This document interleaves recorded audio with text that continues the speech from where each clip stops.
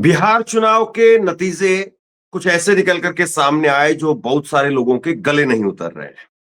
अब क्या वाकई बिहार में चुनाव निष्पक्ष हुआ है या कहीं पर कोई गड़बड़ हुई है? ये सबसे बड़ा सवाल है। और इसी पर बात करने के लिए मेरे साथ में डॉक्टर राकेश पाठक हैं। सर बहुत-बहुत स्वागत है आपका। और डॉक्टर साहब किसी परिचय के मोहताज नहीं हैं, दशकों से पत्रकारिता में हैं और तमाम यूट्यूब चैनल से लेकर के और टीवी में भी दिखते हैं। तो डॉक्टर साहब सीधा मेरा आपसे यही सवाल है, आपको लग रहा है कि सब कुछ ठीक है, निष्पक्ष है या फिर कहीं न कहीं कुछ न कुछ गड़बड़ है? धन्यवाद धर्मेंद्र। आपके दर्शकों को भी नमस्कार। सबसे पहली बात तो ये है कि हम और आप तो धर्मेंद्र पत्रकार हैं, हमारा काम नहीं है सीधे आरोप लगाना। हमारा काम है तथ्यों की पड़ताल करना। जो हकीकत सामने दिखाई दे रही है, उसको गुण दोष के आधार पर लोगों तक पहुंचाना। कुछ तो गड़बड़ है। हम बिल्कुल नहीं कह सकते कि वहां बिल्कुल निष्पक्ष चुनाव हुआ है, पारदर्शी चुनाव हुआ है। हुँ, इसके कई प्रमाण हैं धर्मेंद्र। देखिए, जिस तरह से चुनाव प्रक्रिया बिहार में शुरू हुई, हम वहीं से सिलसिले को अगर देखें कि केंद्रीय चुनाव आयोग ने 65 लाख लोगों के नाम काटने का काम शुरू किया एसआईआर करके। फिर उसके बाद जब सुप्रीम कोर्ट तक मामला गया, आधार कार्ड को मान्यता दी। फिर 16 लाख लोग 16 लाख लोगों को प्रक्रिया से और करीब 5 लाख लोग बिना किसी आवेदन के शामिल कर। एक बात। नंबर 2, केंद्रीय चुनाव आयोग सरकार के इशारे पर कठपुतली के रूप में काम कर रहा था। चुनाव की तारीखों के ऐलान से पहले सरकार ने बिहार की माता बहनों के लिए 10,000 रुपए प्रति महिला के लिए घोषित। उसके बाद चुनाव आचार संहिता लागू होने के बाद भी उसका भुगतान हुआ, लोगों के बैंक खाते में पैसे पहुंचे। बहाना क्या है कि ऑन गोइंग स्कीम है, इसलिए नहीं रोक सकते। आप करोड़ों रुपए, अरबों रुपए मतदाताओं के खाते में सीधे पहुंचा रहे हैं। मतदान के एक दिन पहले खाते में पैसा पहुंच रहा है। तो ये चुनाव निष्पक्ष कैसे हो सकता है? इसके अलावा सत्ता में बैठी पार्टी ट्रेन भर भर कर मतदाताओं को भेज रही। एक अद्भुत संयोग और देखिए धर्मेंद्र जी, अगर आपने नजर डाली हो, जितनी ऐसी तस्वीरें सामने आई, चाहे वो प्रोफेसर राकेश सिन्हा की फोटो हो या हुँ। भारतीय जनता पार्टी के एक सोशल मीडिया प्लेटफॉर्म पर जुड़े हुए एक पत्रकार की हो, ये सारा संयोग सिर्फ भारतीय जनता पार्टी के साथ कैसे हुआ? कि जितनी तस्वीरें अब तक आई जो स्याही दिखाते हुए वोट डालने के बाद की, वे सारे बीजेपी से जुड़े हुए लोग। हुँ, हुँ। आप ऑल्ट ऑल्ट न्यूज चेक कर लीजिए। 7 ऐसे नेताओं कार्यकर्ताओं की तस्वीरें आई हैं सामने, जिन्होंने बिहार से पहले हरियाणा में या उत्तर प्रदेश में या महाराष्ट्र में या किसी और राज्य में वोट डाले। ये और ये कैसे 7 तो संयोग? नॉन फेस थे, पता नहीं कितने होंगे। यही अगला शब्द कहने वाला। ये तो वे हुँ, लोग थे जिन्हें लोग जानते हैं, क्योंकि वे राजनीतिक कार्यकर्ता हैं। कितने हजार ऐसे मतदाता होंगे जिनकी तस्वीरें लोग पहचानते नहीं है, पर वे बीजेपी के कार्यकर्ता हो सकते हैं, संघ के स्वयंसेवक हो सकते हैं, सत्ताधारी गठबंधन के पद कार्यकर्ता हो सकते हैं। एक भी नॉन फेस कांग्रेस का सामने क्यों नहीं आया कि ये कांग्रेस का पदाधिकारी है, इसने दिल्ली में ही वोट दिया था, यहाँ भी दिया। हुँ। कन्हैया का फोटो वायरल किया गया, वो गलत साबित हो गया। कन्हैया ने दिल्ली में वोट नहीं दिया। तो मेरा कहना यह है कि ये चुनाव निष्पक्ष तो कैसे भी नहीं कहा जा सकता। सच्चाई तो ये है कि भारतीय जनता पार्टी के कार्यकर्ता भी धर्मेंद्र जी इस नतीजे को पचा नहीं पा रहे। अब हाँ, स्वाभाविक है, उनकी पार्टी सत्ता में आ गई है। यानी अमित शाह जी एक भी 160 तक ही पहुँच रहे थे कि 160 सीटें आएँगी। ये 202 कहाँ से हो गया? देखिए धर्मेंद्र, अमित शाह भारतीय जनता पार्टी के समर्थक माने जाने वाले एक्सेस माई इंडिया के प्रदीप गुप्ता, उन्होंने तो हुँ, 24 घंटे लिए ना एग्जिट पोल के लिए। हुँ। उन्होंने तसल्ली से किया। उस दिन नहीं किया, उन्होंने तसल्ली से हाँ, किया। खूब आराम से आंकड़े आ गए। उनके जो सर्वेयर गांव-गांव गए होंगे, उनको बुलाकर कंपाइलेशन कर लिया। हर तरह से हुँ, तालिका बना ली, आंकड़े सजा लिए। हुँ, वे भी कितनी सीटें बता पाए? वे तो कांटे का मुकाबला बता रहे थे। अगर उनकी हुँ। लोअर साइड देखा जाए तो महागठबंधन की हायर साइड और एक्सिस माई इंडिया की लोअर साइड बराबर थी। तो जब कोई सर्वे एजेंसी, कोई एग्जिट पोल इतनी सीटें नहीं बता रहा था, उस दिन भी 11 तारीख को भी बापू मीडिया के चैनलों ने भी जो सर्वे दिखाया था, एग्जिट पोल दिखाया था, उसमें भी इतनी सीटें कौन बता रहा है? इसलिए संदेह होना लाजिमी है। एक और ऐतिहासिक तथ्य, अभी प्रोफेसर रतन लाल ने भी किसी चैनल पर इसका उल्लेख किया है, हम लोग भी कर ही रहे हैं। आजाद भारत के इतिहास में कितने फीसदी सीटें, इतना मतदान किसी के पक्ष में, इतनी ज्यादा बहुमत इससे पहले कब हासिल? दिल्ली विधानसभा को अपवाद के रूप में मान लीजिए, इसके अलावा आजादी के बाद जो पहला चुनाव था 1951-52 का, कांग्रेस के सामने पंडित नेहरू, मौलाना आजाद, पटेल, इनके सामने तो कोई विपक्ष था ही नहीं। पटेल साहब का तो निधन हो चुका था तब तक, लेकिन विपक्ष के नाम पर कौन था? वामपंथी दल सीपीआई। अब भी 76-78% से ज्यादा वोट कांग्रेस को नहीं मिले थे, जब नाम लेवा कोई दूसरा दल नहीं। दूसरे नंबर पर तो सीपीआई रही थी, कम्युनिस्ट पार्टी, 16 सीटें जीती। उसके बाद 1984 में इंदिरा जी की हत्या के बाद, उस वक्त तो एक भावनात्मक बवाल था पूरे देश की प्रधानमंत्री की घर में हत्या हुई। उस सहानुभूति लहर में इतने फीसदी वोट नहीं मिले कांग्रेस को। ऐसा अब क्या करिश्मा हो गया था इन 20 सालों में? क्या कर दिया नीतीश कुमार की सरकार ने कि जो बिहार की जनता झोला भर भर के वोट पटक आई? क्या हो गया था? रोजगार मिल गए लोगों को, सड़कें अच्छी बन गई, अपराध खत्म हो गया, पटना में अस्पताल में घुसकर हत्याएं हो रही हैं, थानेदार की हत्या हो रही है। तो ऐसा कुछ भी आसमानी सुल्तानी नहीं हुआ था। तब इतने फीसदी वोट, इतनी सीटें, सीटों की बात कर रहा हूँ, सीटों के प्रतिशत की, वोट की नहीं। वोटों का प्रतिशत तो चूंकि जितनी सीटों पर लड़ा जाए उससे फैल जाता है, स्वाभाविक है तेजस्वी को ज्यादा वोट मिले उनकी पार्टी, क्योंकि वे ज्यादा सीटों पर लड़े, 143 सीटों पर चाहे। लेकिन जीत की जितनी सीटों पर लड़े, 101 पर जीते कितना? 87, 88, 89 सीटों पर जीत गया। 80% से ज्यादा का स्ट्राइक रेट है ये जीतने का। कौन मान लेगा इस चुनाव को निष्पक्ष? कौन मान लेगा इसे पारदर्शी? और सरकार के साथ चुनाव आयोग, ईडी, सीबीआई, एनआईए, सारी संवैधानिक संस्थाएं सब जुटे हुए थे। तो ये लोकतंत्र के लिए चिंताजनक बात है, जब वोट का अधिकार इस्तेमाल करने वाले लोगों का मताधिकार वहां नहीं गिना जाए जहां उसने दिया था। अब ये कैसे हुआ, मशीनरी में किस तरह करते हैं, ये राजनीतिक दल जाने और देश की जनता जाने। पत्रकार तो सिर्फ तथ्य रख सकता है, हम और आपने अभी तथ्य रख दिए, ये आंकड़े हैं, बता दीजिए इसमें क्या गलत है। ये आप सही कह रहे हैं। मैं खुद जो है बिहार में ज्यादा लंबा इस बार चुनाव कवर नहीं कर पाए। करीब 12 दिन के आसपास हम लोग जो है अलग अलग जगह पे घूमे, और इसमें फर्स्ट फेज भी देखा, सेकंड फेज भी देखा।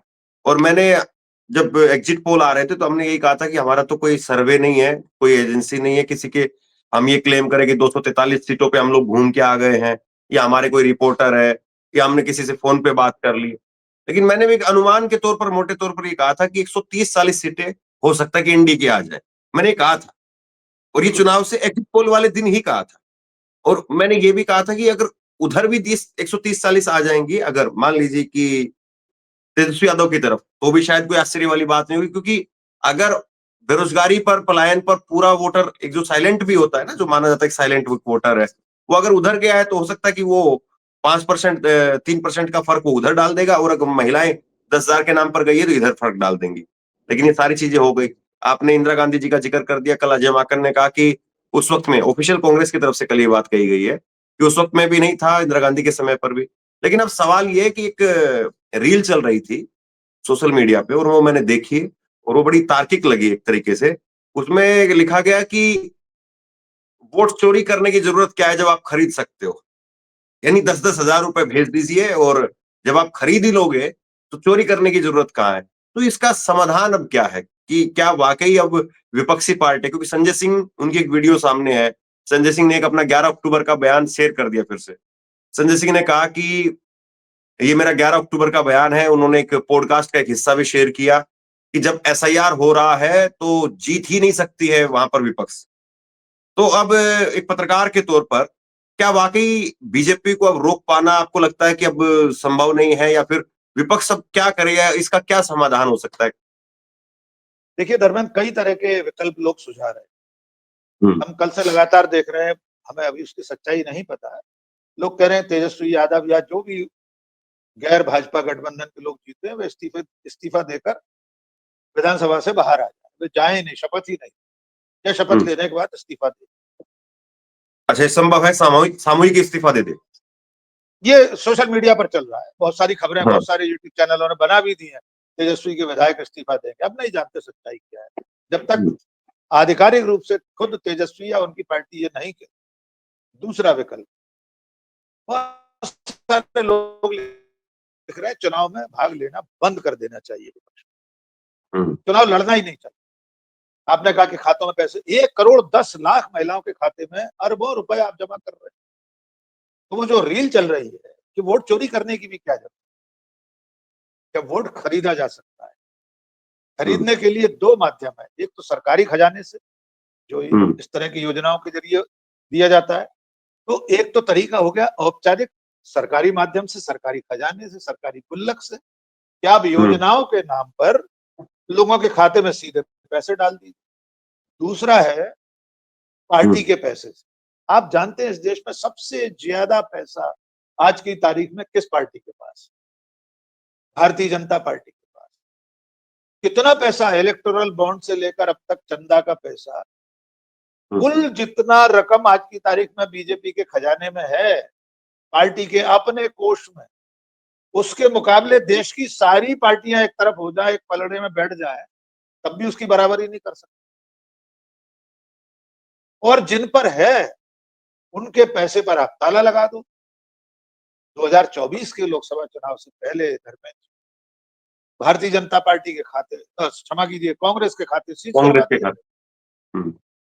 आपने इनकम टैक्स डिपार्टमेंट के जरिए उनके खातों के लेन देन पर पाबंदी लगा दी। कांग्रेस पार्टी ने उस वक्त बयान भी दिए थे कि हमारे पास तो अपने कार्यकर्ताओं नेताओं के आने जाने के लिए हवाई जहाज और ट्रेन के टिकट के पैसे नहीं, टेंट तंबू सभा संगोष्ठी के लिए आयोजन करने के लिए पैसे, और बीजेपी हजारों करोड़ रुपए खुले हाथ से खर्च कर रही। ये लेवल प्लेइंग फील्ड नहीं है, ये समतल नहीं है धर्मेंद्र। तो पहलवान अखाड़े में उतरे हुए हैं, एक पहलवान को आपने गड्ढे में पटक रखा है और ऊपर से उसके कंधे पर पैर रख दिया है, कैसे लड़ाई होगी? और जिन संस्थाओं की जिम्मेदारी है केंद्रीय चुनाव आयोग की, वो तो भारतीय जनता पार्टी के गठबंधन का घटक दल बन गया है। आज तक पिछले 10 सालों में चुनाव आचार संहिता का इस कदर उल्लंघन हुआ है। खुद प्रधानमंत्री नरेंद्र मोदी 100 मीटर की परिधि में चुनाव चिन्ह दिखाते, थोड़ी दूर पर रोड शो करते हैं वोट डालने के बाद, आयोग कुछ नहीं कहता। नफरती भाषण दिए जाते हैं, खुद प्रधानमंत्री हिंदू मुसलमान के नाम पर कुछ भी कहते रहते हैं। आयोग उनके अध्यक्ष को चिट्ठी लिखता है, शिकायत कांग्रेस ने की नरेंद्र मोदी की, चुनाव आयोग लिख रहा है जेपी नड्डा को।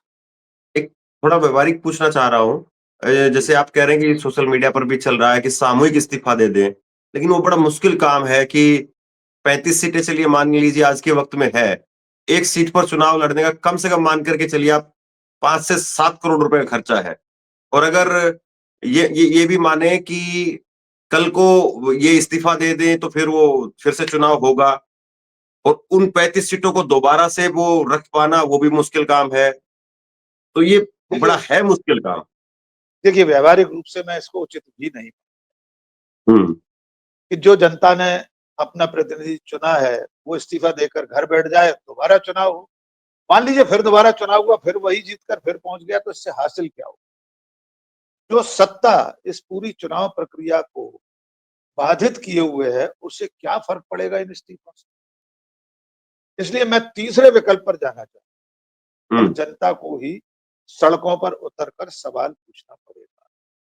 विपक्ष में बैठी पार्टियां अपना फर्ज अदा कर चुकी हैं धर्मेंद्र। राहुल गांधी हो, तेजस्वी यादव हो, अखिलेश यादव हो, और क्या कर सकते हैं इससे ज्यादा? आप उनकी जगह होते तो क्या कर रहे? यही तो बताते कि ये आंकड़े हैं, इस तरह चुनाव चोरी, वोट चोरी हुआ है। ये ब्राजील की मॉडल है, इसकी तस्वीर लगी है, वो तो वोट डालने नहीं आई थी, लेकिन उसके नाम पर कुछ लोगों ने वोट दिए। कई कई किलो के पुलिंदे दस्तावेजों के साथ में दिखा दिए, वोटर अधिकार यात्रा निकाल दी, सिद्ध कर दिया कि चुनाव आयोग की सूची में गड़बड़ी है। गलत तरीके से नाम जोड़े गए। हम्म, और दूसरी तरफ बीजेपी क्या कर रही थी उसको भी एक बार याद कर। अमित शाह से लेकर प्रधानमंत्री तक घुसपैठिए का राग अलाप रहे। तमाम सोशल मीडिया के प्लेटफॉर्म से लेकर अखबारों तक में, धर्मेंद्र जी, बड़े बड़े अखबारों में खबरें छपी, बड़े बड़े चैनल्स पर डिबेट चली थी कि बिहार में लाखों घुसपैठिए घुसाए। हम्म, गृह मंत्री कह रहा था, नरेंद्र मोदी प्रधानमंत्री और उनके गृह मंत्री कह रहे थे कि घुसपैठिए वोटर बन गए। इतने घुसपैठिए निकले बिहार की एसआईआर के बाद।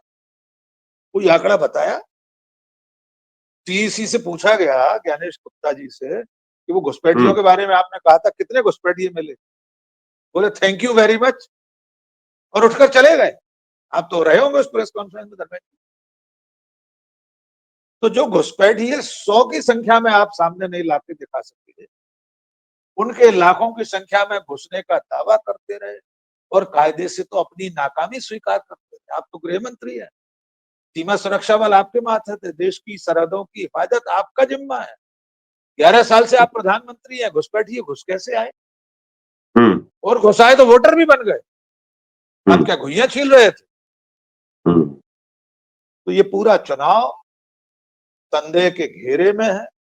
कोई भी जागरूक नागरिक राजनीतिक निष्ठा को एक तरफ रखकर अगर सोचेगा और देखेगा तो हम्म। आसानी से समझ जाएगा कि इस बार चुनाव में दाल में कुछ काला नहीं है, पूरी दाल ही काली है।